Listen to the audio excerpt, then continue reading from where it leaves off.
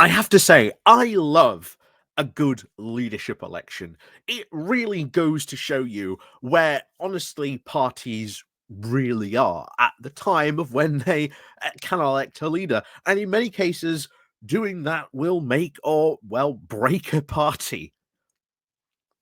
Case in point, look at the Conservatives. They voted in Boris Johnson. They voted in Liz Truss. They voted in Kemi Badenoch.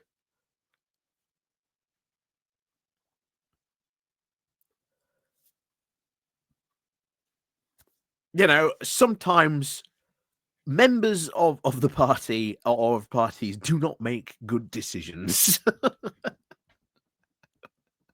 um, you know, we can all, I think, admit that is the case for pretty much, you know, all parties out there. After all, the Green Party once elected David Icke as their leader, and is still suffering and paying for those consequences it did from an action all the way back in the early 1990s. However, there is now a new leadership election taking place. And if people thought I wasn't going to pay attention to this, if people thought I wasn't going to cover it, then you've been misunderstanding one of the main points of my channels, where I like to look at other parties, even smaller parties, and give them a good look and find out what's going on here. And especially now, the confrontation that is going to be between, well, as it's been put here, between eco-populism with a Corbyn-style radical from outside of the parliament, or two current serving sitting MPs. This could get quite interesting.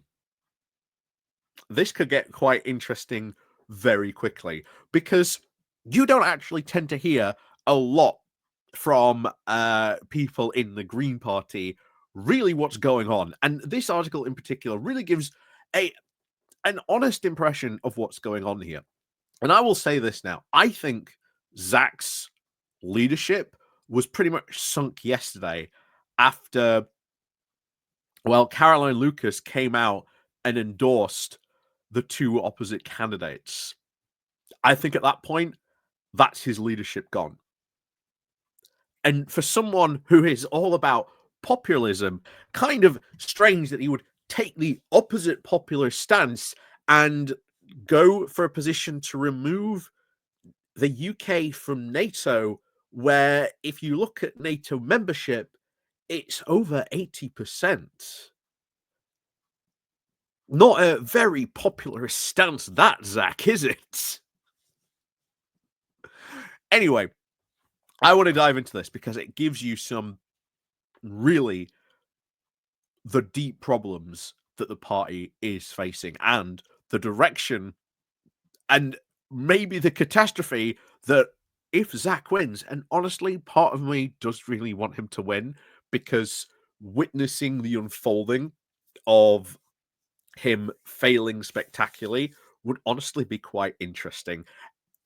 And not only that, as we'll find out in a bit, maybe they are not the only, quote, left-wing party about to suddenly appear from nowhere, because there's rumors that are now start to be circulated that, yes, Corbyn is meant to now be starting a brand new political party set to launch quite possibly either next year or maybe in 2027.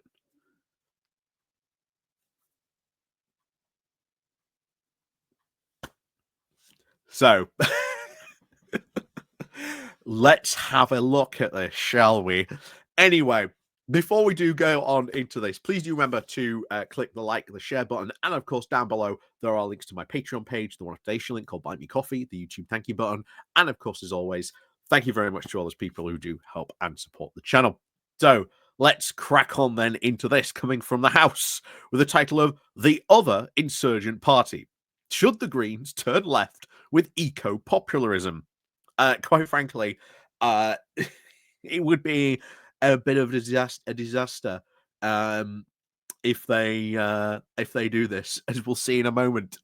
So the Greens find themselves currently at a crossroads, with the red-green eco-populism, with a Corbyn-style radical from outside of Parliament, and 2 rural MPs serving now as co-leaders.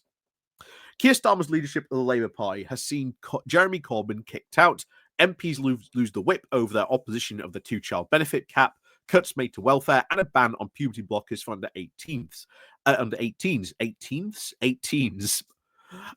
Anyway, he has now attracted, of course, further ire with the talk of the UK becoming an island of strangers, with now stronger immigration controls.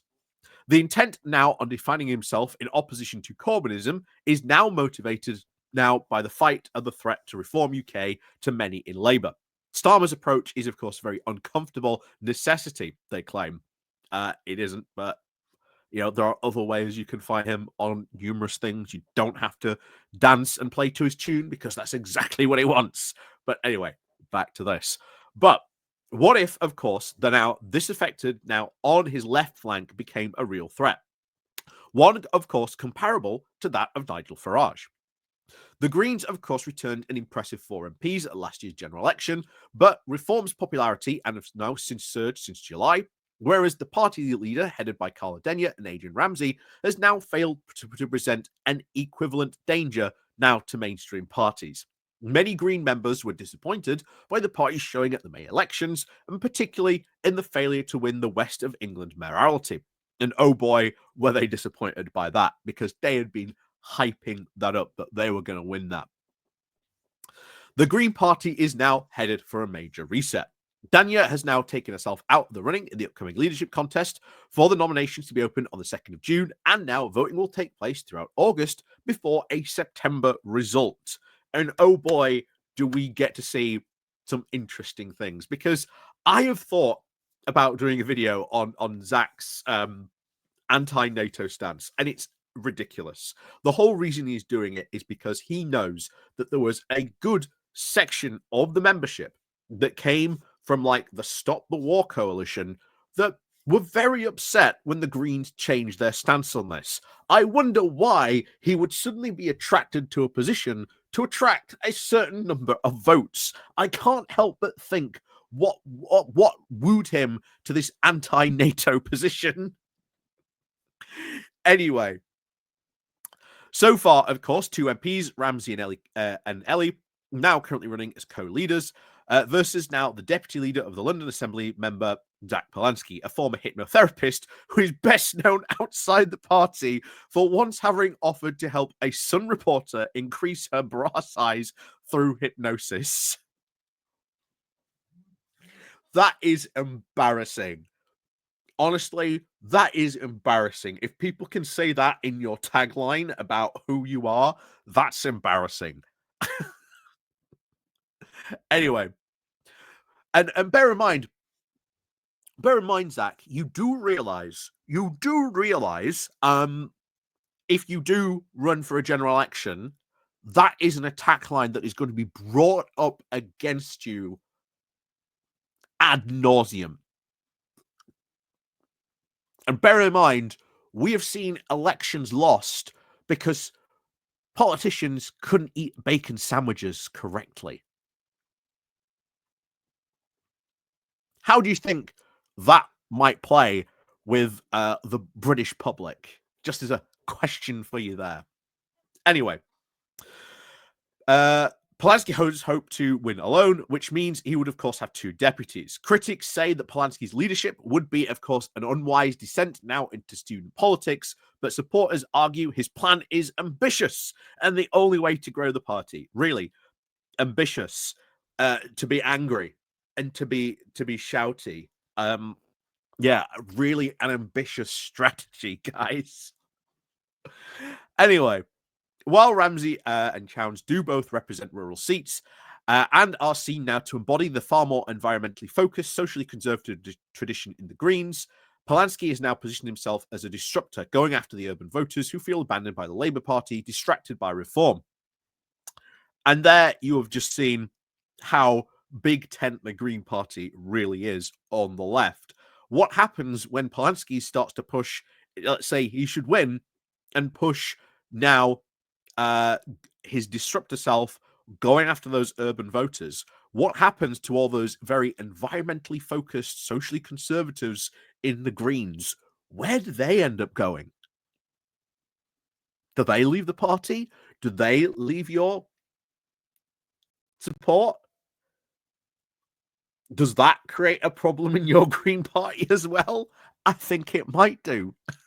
But I've never seen him address that at all. But who knows? Maybe we'll see in the coming weeks and months what he has to say about that. But we'll see.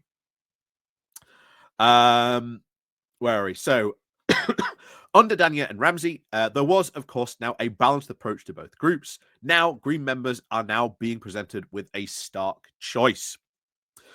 And this is where it also gets kind of interesting. Palansky was, of course, previously critical of Jeremy Corbyn for the handling of the anti-Semitism within Labour, writing back in 2018 that as a pro-European Jew, this explained why he could not vote for the Islington MP's party at that time.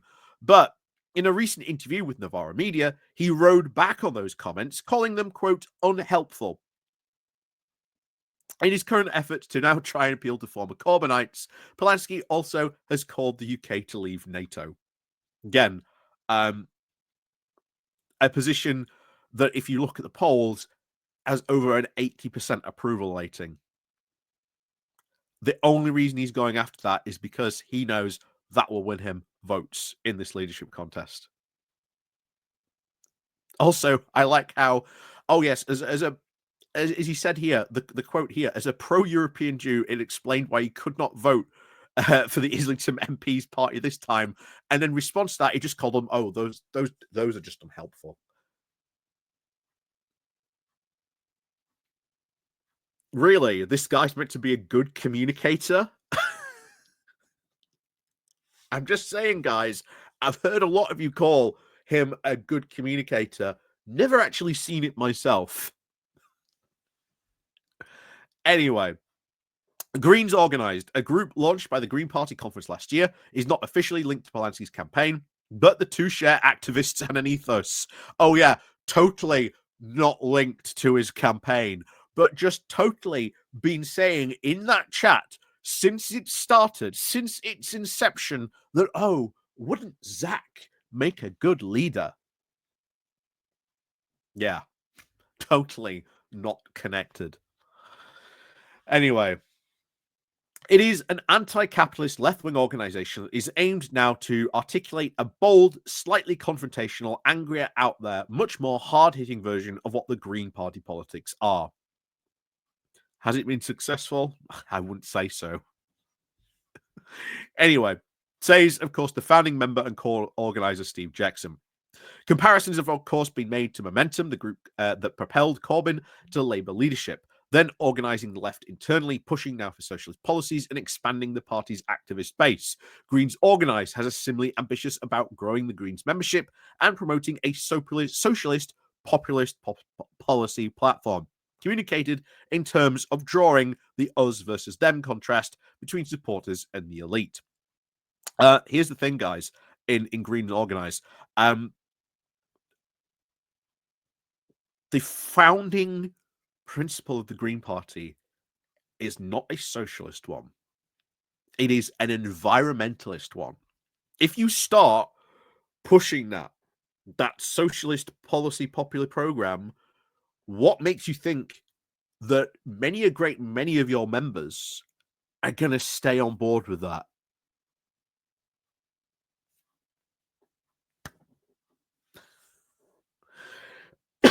Hey, good luck. Good luck. Anyway, Jackson, of course, rejects the charges that the organization is, quote, encouraging entryism. It absolutely is encouraging entryism. Don't try and deny it. It is. He said, I don't think it's true, he tells the House. It's not like anyone who likes Jeremy Corbyn is joining the Green Party. I'm saying, oh my God, we need to completely change all of these policies because it's largely, of course, the same platform. He emphasises this isn't ex-Corbynites trying a new thing. It's about the future of the Green Party. But strangely enough, you're all ex-Corbynites.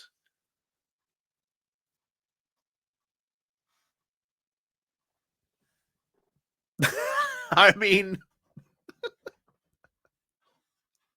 strange that, isn't it?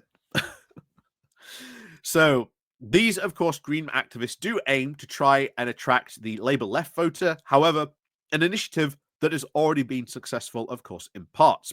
We've grown in power, MP and councillors, over the last few years under the current leadership, and Zack has played a huge role in that, says Green Party Assembly London member Zoe Galbert. He's the person that has really pushed us now to be bolder, like our wealth tax position, speaking so passionately in opposition to the genocide in Gaza. Tonya Rinfred, a Lambeth Labour cabinet member for over 10 years, who last year voted for a Green Party motion calling for a ceasefire in Gaza. Would that be the very same party motion for a ceasefire in Gaza that was then defeated because it would undermine the current position of the Green Party MPs when they were elected on that in their manifesto? Are you talking about that motion? Anyway, back to this. And of course, subsequently defected to the Greens, saying that Labour is, of course, no longer a party I recognise anymore. Winfred says, I just don't feel able to knock on doors and ask residents to vote Labour. She claims that Labour has taken the black vote for granted for far too long, saying it is my intention to encourage certain members of the black community to think about the Green Party. While the Green Manifesto pledges such as abolishing the 2-child benefit cap, again, there are consequences to do that. Where do we get the money from? I know a lot of people are going to say, oh, wealth tax, but that costs money. That costs a lot of money every year. Yes, it has a lot of benefits to it, but there's a cost associated to it as well. Like it or not, it's a difficult thing to say. Remember, the SNP also undid the 2-child benefit cap up in Scotland, but didn't actually go through with it because they can't afford it. But anyway, back to this. And of course, pledging 150,000 new social homes a year. Again, where are those homes going to be built? Because it's the Green Party. This party is as NIMBY as they come. Apparently appealed to her. She says there is still quite a lot to be done to make the Greens a more viable option now for black voters. Max Zarbin-Cousin, now a former spokesperson for Corbyn, who also defected to the Greens. Totally not a movement for, these ex-Corbynites, right? But they all magically were part of, Corbynites. Anyway, he, of course, helped set up Green Organise. You're really not beating that allegation, are you? You're really not beating that allegation of that. He hopes that the eco-populist platform of the kind that Palansky favours could help, of course, keep the party voters of traditional Tory voters as well now as pulling in the Labour ones too. Except those traditional Tory voters probably won't. If you go and you stand on this platform, those two people, Ramsay and Chowns, I think it is, will not win their seat in the next election. They just will not win their seats. Why? Because they, as Caroline Lucas liked to say, are blue watermelons. The big problem with the Green Party is they have never, ever, ever been able to establish a heartland. They are spread all over the place. Caroline Lucas, MP for Brighton for years, never, ever managed to get any other Green MPs in that area. Same for all these other ones. Really is, but there you go. Anyway, it's of course been a definite recognition that the Green Party, of course, has not cut through significantly when compared to the Reform Party. It's part of the style of the communication. It's not, because they're misunderstanding reform itself, but there you go. But it's also, of course, the platform and the policy, and not having the policy that can create those antagonisms the party needs to create, he says. Again, misunderstanding reform, I think, completely there. They've got now to understand where their new base is, which is basically now disaffected left-wing former Corbyn supporters, and move the party in that direction if it wants to go to the next level. Really? Guys, Corbyn lost twice. I've got to remind you for this. Corbyn lost twice and took the Labour Party to its biggest defeat in recent history. Do you think going in that direction is a good one? And then what happens to all those blue watermelons? You know, the more socially conservative, vast party block of your party. What happens to them? What happens to all those environmentalists? Because not all those environmentalists are socialists. Anyway, he adds, when Nigel Farage is, of course, talking about getting rid of the two-child benefit cap, they know, of course, that's where Labour is going to lose a lot of votes, and the Greens can, of course, pick up those votes. There is a sense now amongst the left figures who have shifted to the Greens that they now have an opportunity to achieve what they couldn't within Labour, where the constant votes on policy are non-binding, but also insane, because if you don't know this, less than people vote in those policies decisions than you think. You are talking less than 0.2% of the Green Party actually votes on those conference votes. So basically, if you can get your pressure group up there and you can assemble 200 or 300 people, congratulations, you can pass almost anything you want at that conference.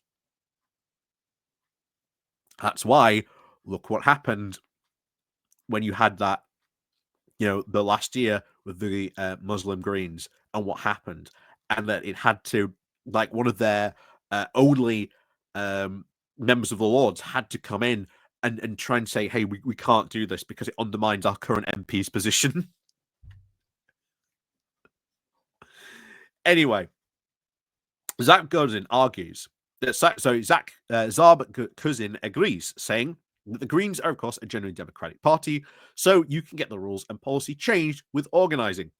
Yeah, but you could do that every single year, and it will create an insane amount of madness, especially when what happens, let's say, if the Greens run on a manifesto, and then at the next conference, those people in that party change their minds, don't want to follow through with that policy manifesto, or want to change it to something that the Greens did not run on or stand on.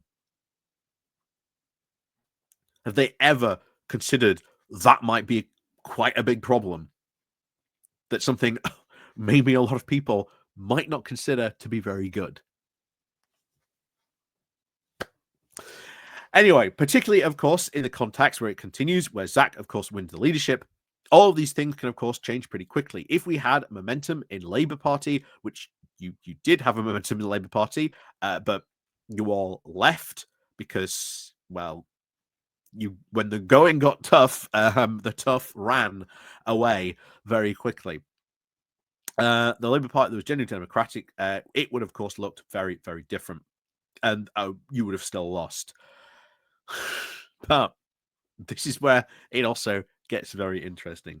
There is now talk in the Westminster now of a socialist campaign group members, particularly those now of currently suspended Labour MPs defecting.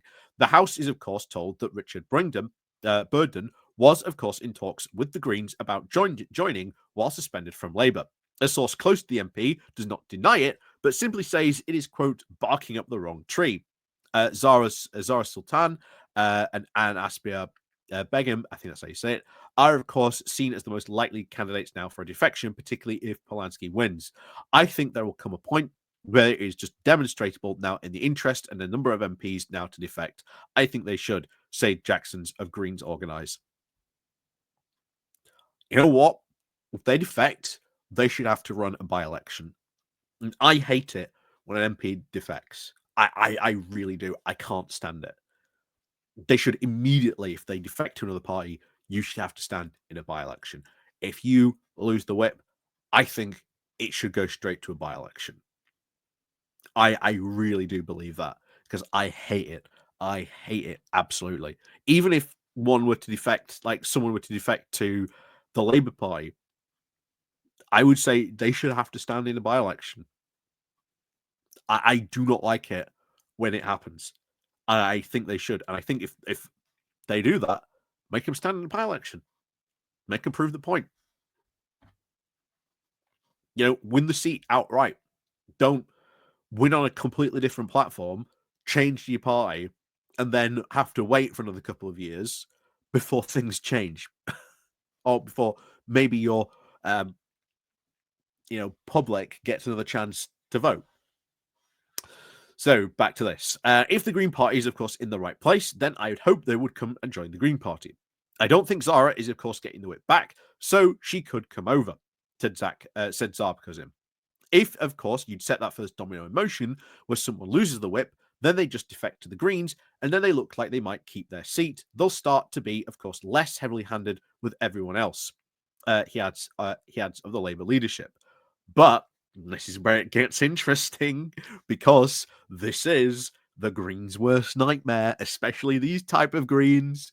But some allies of the MPs now believe that they are now more likely to join a new outfit organised by left-wing independents who stood against Labour in the last election.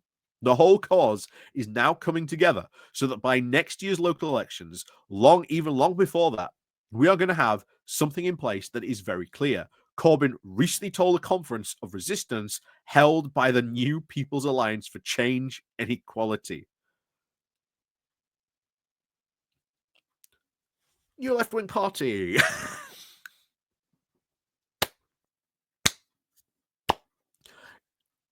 If Zack Polanski wins, and then Corbyn goes ahead and does this,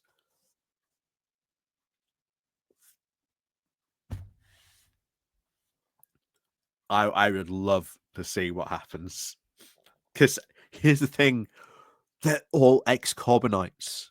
If Corbyn says, come join me, they'll come and join him. They won't stay in the Green Party.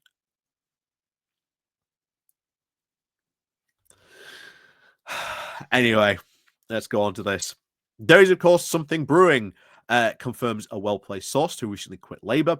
A new movement is, of course, now more appealing than joining the Greens in many ways because, as they put it, quote, I don't want to jump out of one frying pan into another. And the Greens are also a broad church and will have the same issues as Labour had. I keep on pointing out, they are a broad church. More than they like to admit, but they are. Anyway, they continue. You want to, of course, see whether they're, of course, truly transformators or just opportunists trying to pick up Labour members. Thelma Walker, a former Labour MP who left the party over Corbyn's expulsion, says she is, quote, impressed by Palansky, but finds not being a member of any party liberating. Saying, for me, the best outcome would be a hung parliament with Greens and Independents coming together, she says. She would also like to see an electoral pact between the Greens and Independents. Well, the Greens and the current leadership, and I believe Palansky was part of this, ruled out doing any electoral pact previously at the last conference. But anyway, but Garber also takes the opportunity to mention that the Greens, quote, important relationship with, of course, the independents, saying that I really hope people who are currently sitting as independent councillors or maybe feeling quite politically homeless will see this leadership election as an exciting moment and an olive branch. I don't think so. With, of course, former Corbynites now being welcomed into the fold of more a traditionally deep Green Party, members are now, of course, feeling sidelined by this influx of younger, more socially liberal activists motivated by identity politics.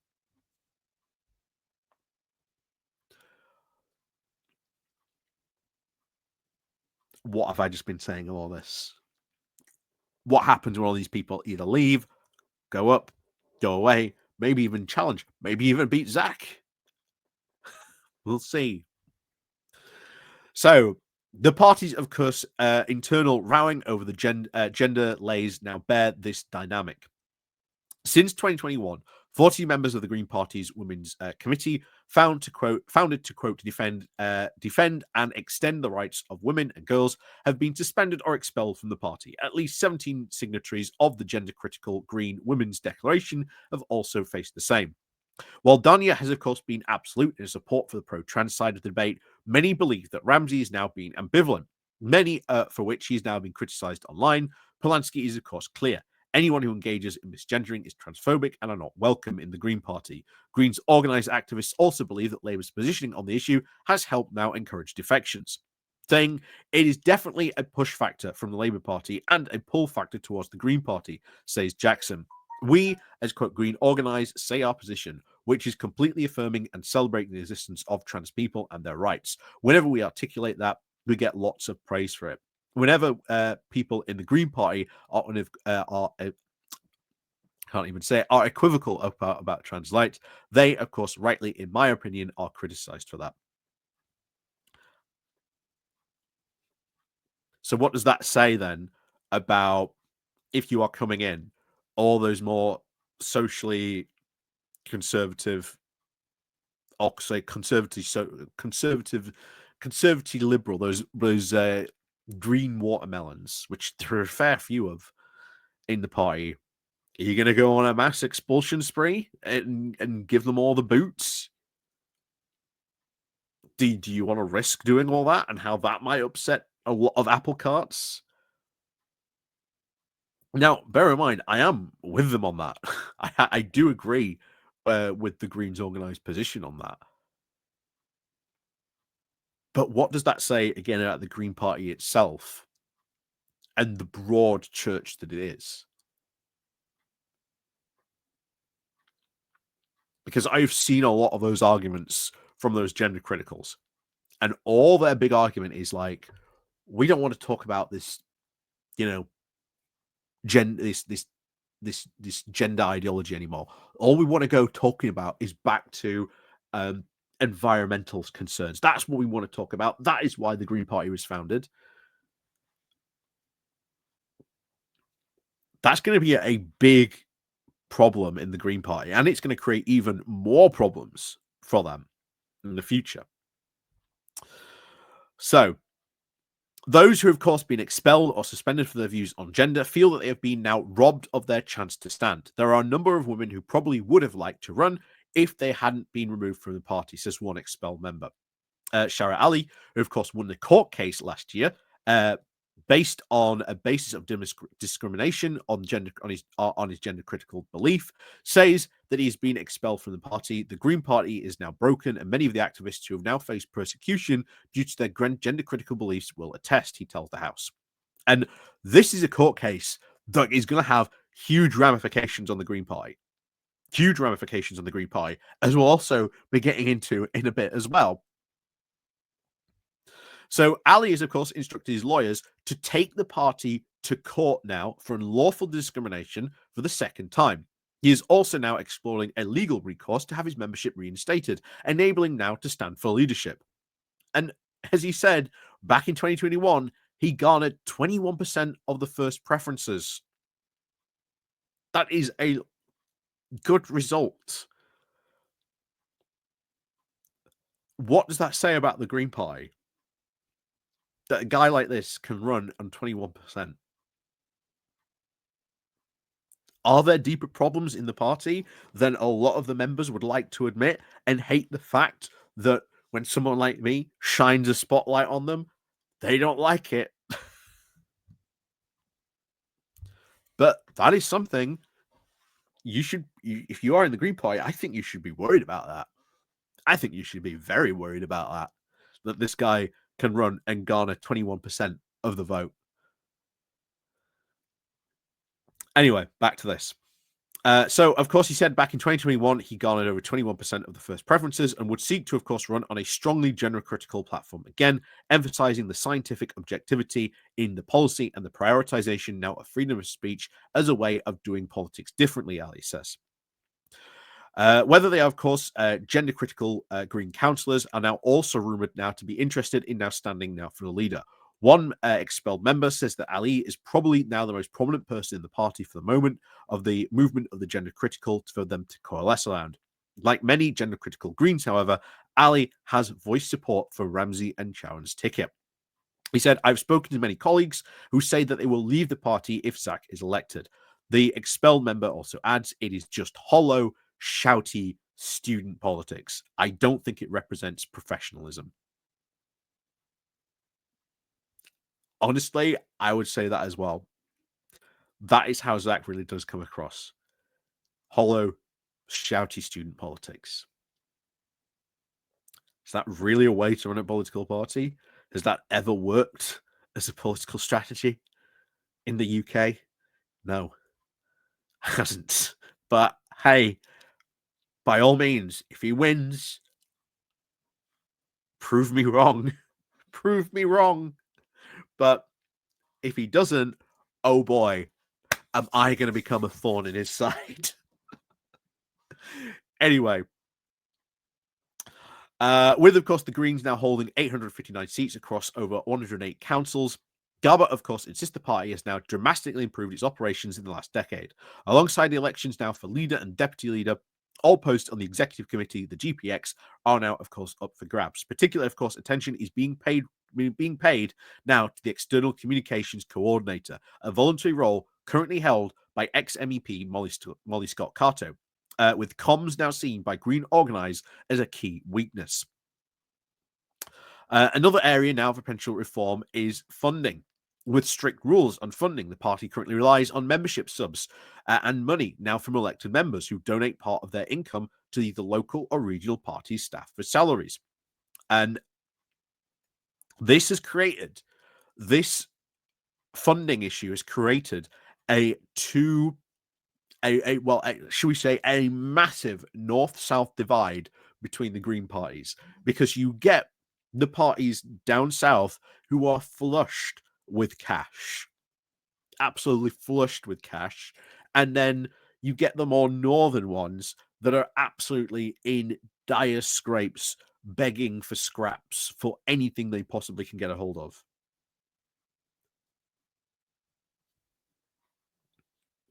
Ken, not a lot of Greens like to talk about that, but that is a fact. That is the case. It's what hobbles them on many an election. Galbert says it would, of course, be now fundamental now to change us as a party if we accept money from things that don't align with our values. Insiders, of course, say that the party's finances are in a perilous state. However, the House reported last year that the party has spent over 1 million over the last 4 years fighting legal cases against its own members, who allege the party is now discriminated against for their views. £1 million over the last 4 years. That is not good. Like, the Green Party is not in a very good financial state. It's not in a good financial state at all. So the financial situation is not looking good at all, says a figure close to the GPX, who blames this predicament partly on the Greens' focus on identity politics. A lot of people who have been kicked out of the party because of their identity politics have been older people who've always now financed the party, they added. Gee, booting people out who finance your party?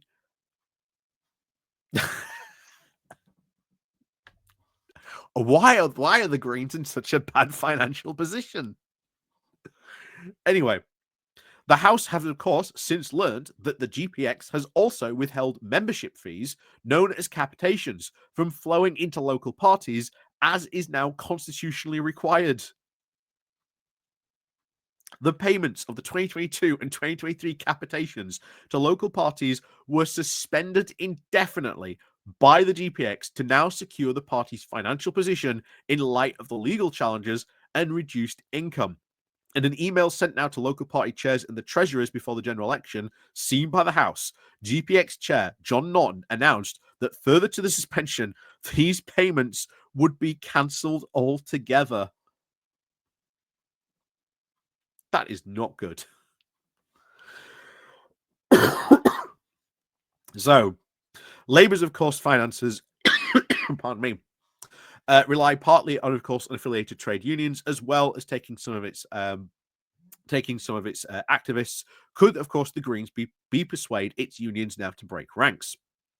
The bulk of it will always be now from the member subs, the Green organised member Jackson says, of its own funding. We don't want people to be able to buy influence, but it would also be quite nice to scale up and potentially have staff and money flying around.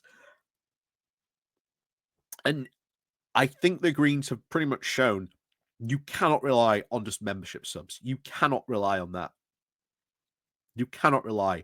If you want to scale up, if you want to have staff, if you want to have money flying around to be able to do things, where's that money going to come from? Because as you can see here, maybe just relying on those membership subs isn't that good, or hasn't been that good, that you've got to get funding from outside sources.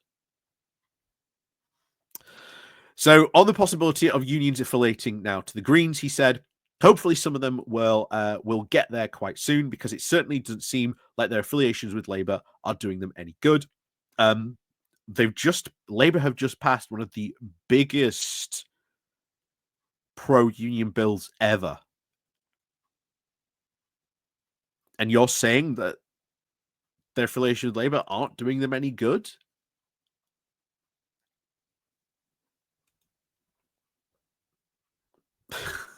Anyway, Zach Corbyn also reckons that such new affiliations are, of course, a very plausible thing that could happen in the next few years, saying, I'd love to see some of the unions that are not yet affiliated with a political party affiliate with the Greens. I'd also love to see unions that are affiliated with Labour but have now become disillusioned with Labour move over to the Green Party.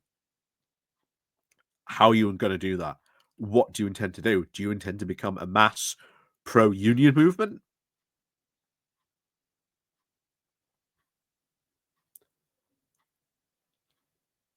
And what about what type of union, shall we say, as well? Because that is interesting on that one. Prime candidates now, of course, are from the former category, are, of course, the Independent Workers' Union of Great Britain, the University and College Union, as well as the Bakers, Food and Allied Workers' Union, which Labour, a now affiliated unit, broke its ties due to Starmer's leadership. The latter type of union, who's currently now affected Labour, but of course frustrated, would of course bring more significant funds and political heft, but breaking the Labour Union link is a big risk. Even while Starmer is currently being compared to Enoch Powell, some on the left refuse to defect. When asked why, one Labour left source said, the Green Party is not rooted in class politics, where the Labour Party is. Even though it is frequently betrayed by the leadership, Labour has still got an affiliation with 11 trade unions who represent millions of workers. And that is right. The Green Party is not rooted in class politics. It is rooted in environmentalism. So we continue. Converting, of course, these unions to the cause would not only, of course, unlock funds, but also now the support of the wider Labour left. The first step, however, involves a Palansky win. His supporters argue that with a single leader is now needed for more effective media interventions, and that you need to be online to win, even though they also describe now being up against establishment Greens. The switch from now the country-file Tories to focus to a wholly left eco-populist one is now gaining momentum, but will require a very bold shift. And what happens during that bold shift? What about all those country-file Tories? How many of those fund your party?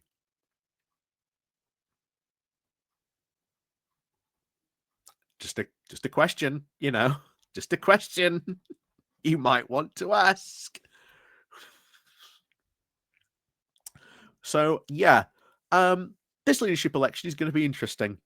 Going to be very interesting, and probably have a lot of ramifications. Absolutely have a lot of ramifications if Palansky wins. And if he does win, oh boy, that's content for me. Because things, by the looks of it, could go pretty wrong pretty quickly. So, as always, let me know what you think down below. And of course, as always, we'll see you all next time.